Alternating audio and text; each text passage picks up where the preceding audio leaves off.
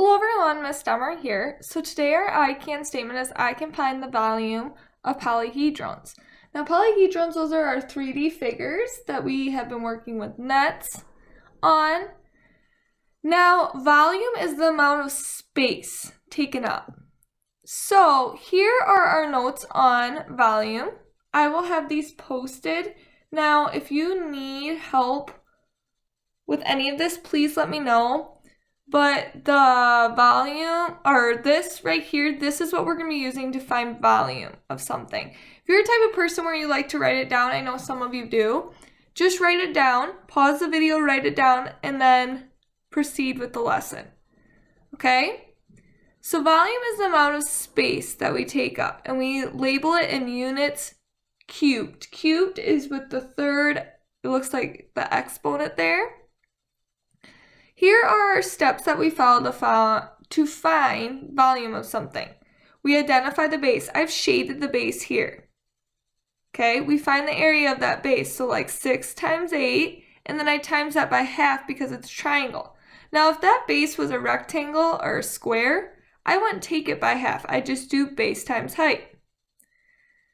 Then you get that, you find the height. The height right here is 10. So from your base to your base, that's always going to be your height.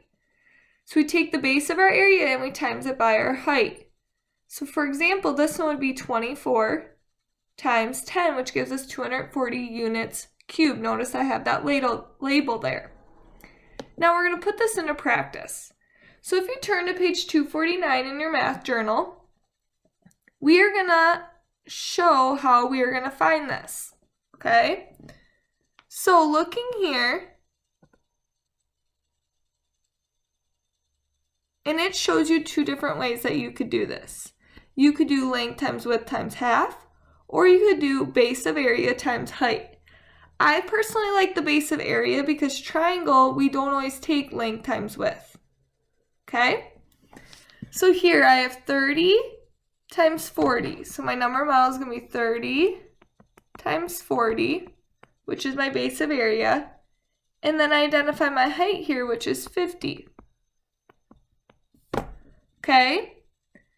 The second number model is going to be the exact same way, because to find the base of our area, or our length times our width, it's going to be 30 times 40, and our height is 50. So both of these are going to be the same. Now, we're going to get the same answer no matter which way we do it. So I'm going to start and I'm going to take 30 times 40. So if I equal that out, remember our trick, if there's two zeros here, we can put two zeros down, and 3 times 4 is 12. You can only do that when there's zeros. Okay?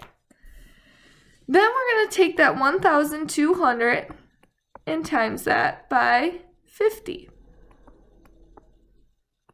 So here's 0, 0, 0, 0. Add my 0 since we're changing place value. 5 times 0 is 0. 5 times 0, 0. 5 times 2 is 10. 5 times 1 is 5. Plus 1 more is 6. Bring everything down and we get 60,000 centimeters cubed. Remember, we do centimeters. So if I were you, I'd suggest writing all of that work down, and then we can go to number 2. So I'm going to erase this so I have a little bit more room to show you. If you did not get that all written down, go back in the video where I have that, and you can equal that out. Now here's my base. My base is down here, and my height is this 12. So here's my base down here, and this is my height. So I'm going to take 8 times 6 for my base of my area times 12. So if I figure this out, I know 8 times 6 is 48. So 48 times 12. Equal this out, 8 times 2 gives me 16. 4 times 2 gives me 8, plus 1 more is 9. Add a 0 since we're changing place value. 1 times 8 is 8. 1 times 4 is 4. We add those up. 6 plus 0 is 6. 9 plus 8 is 17. 1 plus 4 is 5. So that's going to give us 576. And that would be inches there. Cube. That's what these little signs mean. I know that from when I used to work for my dad. He's a construction worker and he builds houses. And I used to have to make statements for him. And he would, when he's showing the build to people, he would make those little, they look like this, to tell what it is. So that means inches there. So any of you construction workers out there, that's how you do that. Okay, if you have any questions on that, let me know. The next one I want you to do on your own. Pause the video, make sure that you're doing it correctly, and then we're going to come together and do it together. So my base of area, I look here, 12.5 is going to be the same thing here. So here's my base. I'm going to do 3.2 times 12.5. Okay, and then my height is going to be 7.5. Now, I'm glad that they're using decimals here because it helps us break it up. Remember, our decimals do not need to be lined up. We always just put them up against our wall. So I always put the larger, or not necessarily the larger, but the longer number on top.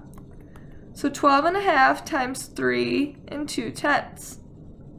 Then we multiply like normal. 5 times 2 gives me 10. 2 times 2 gives me 4, plus 1 more is 5. 2 times 1 is 2. I add a 0 since I'm changing place value. 5 times 3 is 15. Add my 1. 2 times 3 is 6, plus 1 more is 7. 3 times 1 is 3. I add those up. 5 plus 5 is 10. 7 plus 3 more gives me 10 also. And I get 4, and I count 1, 1. Total of 2, so we move it 2 places. That's going to give me 40 centimeters cubed. When talking about volume, it's the amount of space, so we always use cube. I get centimeters here, and then we have our cubed, which looks like our exponent of 3. Please let me know if you have any questions. Now, I'm going to go over the home link with you and what that is going to look like for tonight. This is your home link. The first 2 problems, you are going to find the volume of that. Make sure to use labels. Number 3, you're going to put in here these values. In for the box, so think, what's my longest dimension? What's my shortest? What's the one in the middle? That's how you're going to do this. Then down here, you're going to find the volume of each of these boxes. They already give you the formula except for the medium one. They give you the area and they give you the height. You need to try to find the base times your height, okay? Think of how to work backwards on that one. Then we are going to be adding and subtracting fractions. I'm going to give you a little refresher on this for number 5. I'll do number 5 with you. We have 2/3 plus 5/6. I always check, do I have common denominators there? I do not. But I know 3, the common denominator of 3 and 6 is 3. Or not 3, excuse me, 6. So I'm going to change 2/3. I'm going to times that by 2. 2 times 2 is 4. And 3 times 2 is 6. The reason I multiplied both by 2 because this means it's 1. We don't change the value of it. 2 over 2 gives me 1, so this isn't changing the value. So now we change this to 4/6 plus 5/6. 4 plus 5 gives me 9. 6, we have our common denominators, that just stays 6. Now make this into an we have this in an improper fraction. We need to make it into a mixed fraction. 6 goes into 9 one time. We have 3 left over 6. 3/6, I know that's a half. So my answer is going to be 1 1/2. If you have any questions on any of that, please let me know. Have a great rest of your day.